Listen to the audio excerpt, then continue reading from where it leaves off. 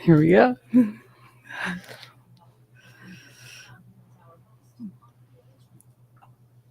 Hey, good morning.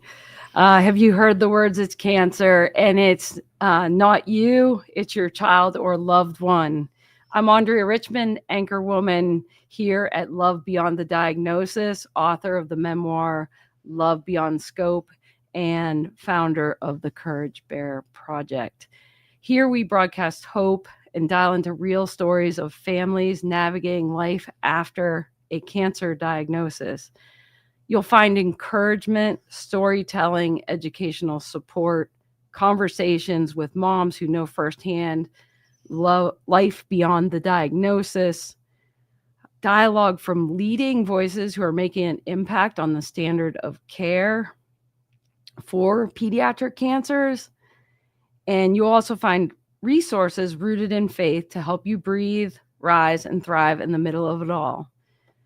Because you, mama, and caregivers are not alone. I'm Andrea Richmond, and this is Love Beyond the Diagnosis, a space for mothers who have just stepped into the unimaginable. If you missed an episode, be sure to go check us out on YouTube and Instagram at Love Beyond the Diagnosis. Please like and follow me at Andrea Richmond on my Facebook page. Also at Love Beyond Scope on Instagram, as well as Love Beyond the Diagnosis. Here we go. Are you ready?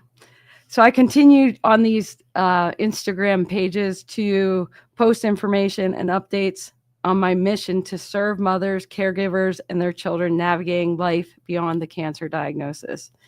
So in the first 13 weeks here of Love Beyond the Diagnosis, I'm sharing 13 letters of hope, messages spoken straight from the heart to the heart of every mama and family walking this difficult road. Each episode is a reminder that you are not alone. You'll hear a voice of love, honest conversations, and encouragement to keep going, all found in the beauty of a community and connection with one another. So today, I have my 9th letter for you from Other Side Publishing, and it's about gratitude and what I wished I knew on day one about gratitude. Gratitude. So gratitude. Gratitude is the readiness to show appreciation for or return kindness to someone. It's also the quality of being thankful. And finally, by definition, it's a state of being grateful. Now, gratitude is one of these words on the first day of diagnosis. I was just sitting here thinking about it this morning, and it's probably one of the most difficult places to go mentally on day one. I would never have gratitude for the diagnosis. No mother would ever choose that. But there is gratitude within the situation and within you that can be found through being present and opening your mind to the idea. And I wish someone on day one had whispered that gratitude isn't the denial of grief that I was experiencing. And it wasn't something that I was right off the bat in my deep sadness could express easily. Gratitude is something that can keep us from allowing grief to overcome us. That grief, that deep sorrow, that profound distress that mothers experience on day one, that is that grief that can be compounded by overwhelm and confusion and just, being in a new space and not your world's just completely upside down. So grief wants to pull us down. It wants to disorient us. It might convince you that you're alone. Gratitude can never erase the grief. I've learned that in the journey. Gratitude doesn't dismiss fear. It doesn't force you to be happy or smile. And if gratitude feels far away for you right now, the best thing is to start small. Find one moment. And because gratitude, even in grief, can become a way to breathe. Be able to take that breath, right? And be able to rise in the morning and to find a way through each day that you're living. Gratitude's a reminder that love still exists. It's a sign that hope will still be alive, and it's still alive. It's a gentle nudge that you, Mama, are not alone. You are being carried, provided for, and seen by others, and loved by others. So you're not walking this road alone. And my guest today is Tammy Ward. She is a mindset coach based here in Erie, Pennsylvania. And she specializes in walking with women through seasons of grief, uncertainty, and change, drawing on both her professional training and her own faith journey. Tammy helps women gently reframe their thoughts, release limiting beliefs, and she helps them gain clarity and confidence and purpose, even in the hardest seasons of their life. Her coaching centers on the power of renewing the mind to create a life that you love. And I could not be more excited to introduce Tammy Ward to my listeners today. She has been a coach for me. I've experienced her coaching firsthand, and she's just a wonderful human, and she's been through life herself to be able to walk with women alongside them and share her skills and share her life with you, right? As a coach does. They walk alongside all of us that need someone to, when you can't go alone, right? Absolutely. First, I just want to say thank you, Andrea. I'm so happy to be here and that you invited me to be on. Yes. And I just love what you're doing. It is so needed. Yes. Yeah, I'm excited to have you here this morning and to share, your coaching skills and what you do for women, and from your perspective, like how that process, how we can bring gratitude into that other G word, which is grief, right? In the biggest way. And since here on Love Beyond the Diagnosis, we talk about, what would a mom most need on that day one, and what would they like to, what would be, from my perspective as experiencing day one 3 times, like that's crazy. I do yearn to go back to that day one and deliver to some of these moms, that it is possible to come out on the other side, right? Yes, absolutely. Being transformed by that experience and to live more fully beyond the diagnosis, like rise, right? Breathe, rise. And one of those ways that we're going to talk about today is that idea of, finding even the small things to be great. Those moments. You have to be able to see those moments find those little moments and grasp onto those little moments Right. in order to help you get through those times, because they are difficult. They will transform you. They will help you to grow and become like, look at you. I mean, look at you. You know, you walked through this 3 times and you have blossomed and grown and transformed into a person who is now helping all these other moms and women Yes. through their journey. Yes. So there was a blessing in there. And you might not see it at that moment, but even having someone like you for them to be able to look to and go, well, that's a possibility. And I can even be grateful for Andrea and for her sharing.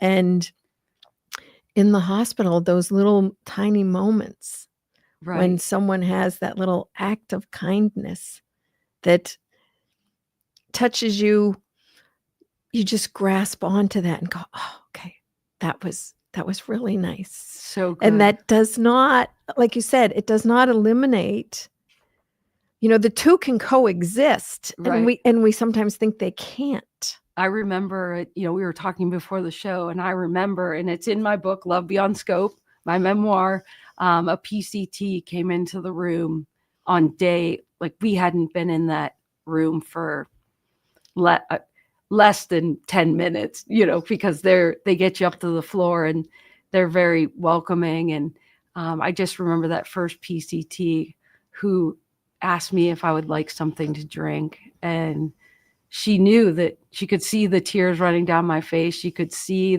like the distress, I'm sure, in my face and in my actions, and just, you know, being in that unfamiliar place.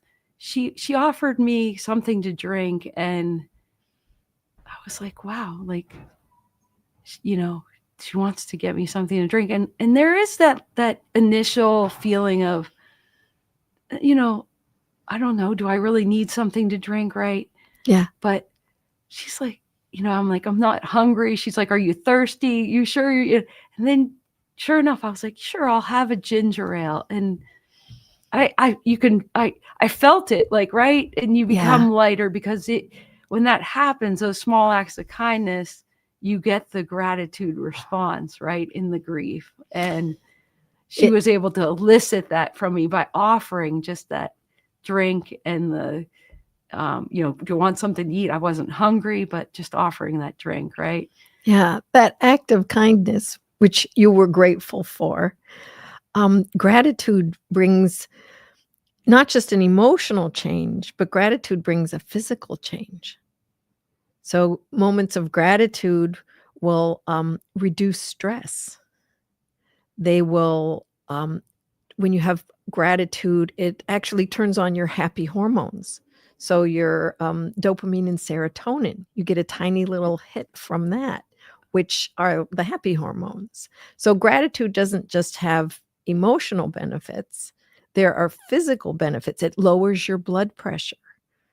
So in those moments of gratitude, you're actually bringing in a physical benefit that helps in those times too. Although you may not have been aware of that, it does that. There's a lot of physical benefits. Just thinking back on it, I feel my body, like, as I was explaining it, and then, you know, saying thank you to her as, you know, she hands me the ginger ale, like that alone starts to bring forth, like, gratitude also can, the byproduct of it brings a little blink of joy, right? A flicker of joy, a spark of joy. Yeah. Maybe that's well, it's triggering those happy hormones. Yeah. Right.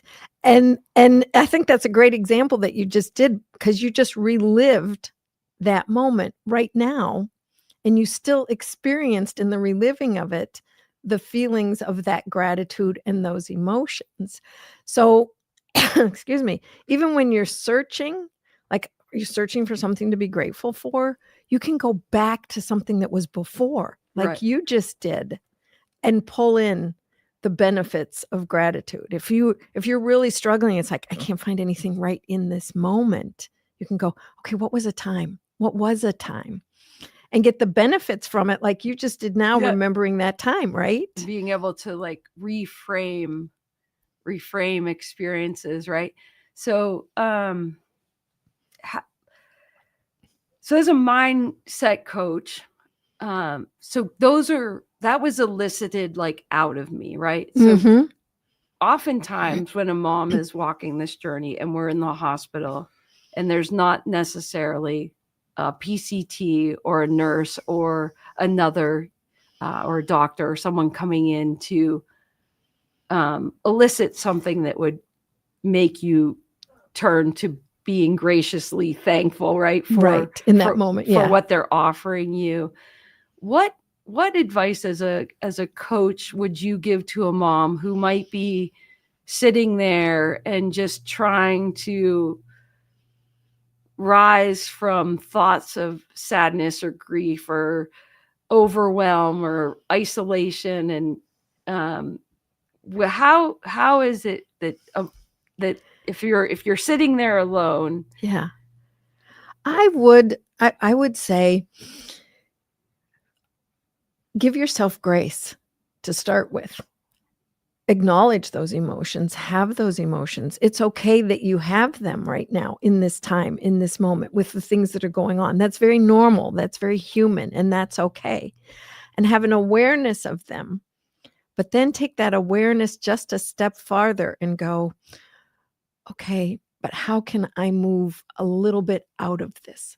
I'm not saying, miles down the road, right? Right, You're right, not going to shift right. it to that level, but you can shift it a degree.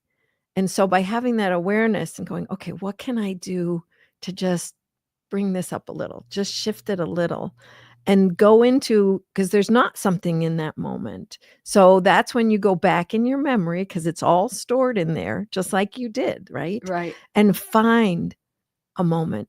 Take a moment to sit there and just go, okay, what's something I can remember that I was grateful for? What's a good thing that I can pull and tap into to help shift the emotions just a little bit that I'm in here and start to head them in a little bit of a different direction to bring some uplifting. And by doing that, again, you'll get those physical benefits, right? Right. And you will also start to shift a little bit from the grief and the negative into a little bit more towards the possibility and hope and positive. And one of the things as I was thinking about, talking with you today and kind of taking myself back there, I was thinking about the importance of what was I grateful for before Lauren was diagnosed with leukemia. Yeah. You go back there and you have to Right. grab from there and pull it forward, but you can still get the same emotions and feelings brought in by going to an old memory or something else. Like I said, in the past, you have to sometimes tap into that versus what's going on currently to bring in that moment of gratitude or those shift in feelings and thoughts and emotions. Yeah, really regulating like what you're thinking, right? It's paying attention to it. It all starts with awareness. If we don't even have an awareness, wait a minute, what am I sitting in? And do I want to be in this? And how can I shift it just a little, that mindset, right? Yeah. And it's about what you're thinking, because the truth is we get what we focus on, and it's natural and normal that you're going to be very focused on this situation that you are currently in. And yes, because everything's new, right? Right. Everything. It's huge you're like change. looking around going, Like, okay, what planet am I on, right? Like, total unknown territory. Yeah, total unknown. completely. And so just even in the unknown, there's going to be all those feelings and emotions. And now you add in the fact that it's your child and it's cancer. So, I mean, there's a lot of layers to this. And I do remember progressing and thinking, my gosh, I'm exactly like, we couldn't have been in a better place, right? Those are feelings of gratitude. Right. Like, we are in this hospital and we have an amazing staff here beyond the PCT. Like, you have the nurses, right? You have family that begins to surround you, friends that come in, and services that show up, right? And reach out for that support. A lot of times we just tend to try to, go it alone, and that's not how We weren't meant to be. We were meant to be in community. We were meant to support each other. And it takes a village. There's a reason they say that. So, find support. If you don't have some people, they don't, wherever they're living, they might not be where their family is. So, but there is support. Don't worry about reaching out to your friends or even talking to the doctors and hospitals. What kind of support groups are there? What kind of things, so that you get that, because you need that. Right. Because, once you enter into that opening of your heart, right? That opening of the exposure of, and the really not being in denial anymore of of my heart being broken, or Mhm. and how that alone can lead to a road of more joy, like acknowledging all those different feelings and allowing yourself to walk with them, all of them, every single feeling, right? Yes. And then knowing that we can put gratitude in the driver's seat, right? We Mhm. can put love in the driver's seat. Yeah. We can change our thoughts. We can redirect our thoughts, right? Right. And so when we're in those times and all those things are happening, again, it's that awareness and taking it, I'm going to take it over here to a moment of gratitude. There's intention. You need to have some intention in going after the gratitude, right? Yeah, because it just won't happen. No, I know that firsthand. Yeah. Like, yeah, you have to look for it. Right. And know to look for it. And know that there is something in that room, or in the next few days or the next few months or the next year, there will be something that you will find. And then it's a matter of just not overlooking it. Right. While you're drowning in the rest, it's like looking for that. It's looking for the life, the life preserver they're tossing, right? They're there. Those little things are there. And it's deciding even to look for those and to notice those. And here's the thing, if you tell yourself, because this is just part of how the brain works, I want to see those moments, right? There's an intention that's now set, and then your subconscious actually goes to work to try to find what you've told it. It's like, well, this is what we want. This is kind of what we're looking for. And that can help you so that's why I say set the intention of, I'm going to find something to be grateful for today. Something, yeah. Because then it puts it on your radar, and then when it happens, you see it. And you don't have to be all, just that's all you're going to focus on, but just you put it out there, and you will catch now those moments because you've made an intention that you want to be aware of them when they come. And it can be something tiny, like you said, the lady offering to get you a drink, Right. The staff is super nice here. We really like our doctor. I mean, just any. And it's interesting, my birthday this year, I decided to keep a gratitude journal and to find things every day to be grateful for, because I think it's important. I think it's a good practice. Like, whether we wake up in the morning and we say, okay, I'm grateful, for my husband, or I'm grateful for this cup of coffee. Yeah. I'm grateful for this roof over my head. Yes. I'm grateful to be 49 years old, right? Like, still be here, right? Yes. Right. And so, yeah, I have all my clients, I suggest to all my clients that they do a gratitude journal. It shifts everything. It shifts you from a negative over into the positive. It helps to have you, just like I said, when you start to practice gratitude, it heightens your awareness of it, and you see more and more and more, and you find more, it compounds. You find more and more things to be grateful for. And I mean, and where we live, we have so much to be grateful for. Oh, 100%. So much. Yeah. And we just take it so much for granted. But again, when we set the intention, like you did, to have that awareness, which when you start a gratitude journal, you're like, okay, I need to find something to be grateful for to write in here, right? Right. And when you do that, it starts to shift everything. It's the simplest thing you can do to start to create really the biggest shift, and to create that like snowball effect, right? So I have all my clients, I highly suggest they I start a love that. gratitude journal. You're right. And it makes a difference to write, because there's something that happens in your brain when you start writing it instead of just listing it. But I'll be honest, there's been days where I've been really busy and I, head to the bed, and I'm like, oh my gosh, I didn't do my journal. So I'll do it mentally, but you really want to, write it.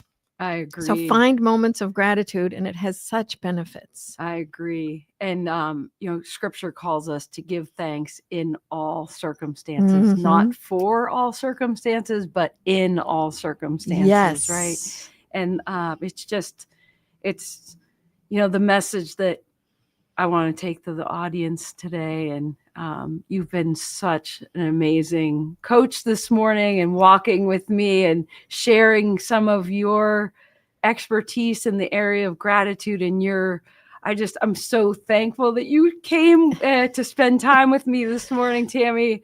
I appreciate you as a coach, and I just look forward to our journey together. And well, I appreciate being here, and thank you. So for the end of the show, I offer 3 anchors of hope. And this week, I offer the first, because where there's hope, there's love. Yeah. And where there's hope, that hope anchors the soul, love anchors the soul, right? And puts us in that right direction. And just in the first anchor this morning is that, God's going to meet us in those small noticings. Gratitude, like you said, begins with noticing. Not overcoming, but just noticing those small things. So when a mother feels her world is broken, and she just start with that smallest thing that you can find to be thankful for. And you took the practical takeaway from this is exactly what we talked about.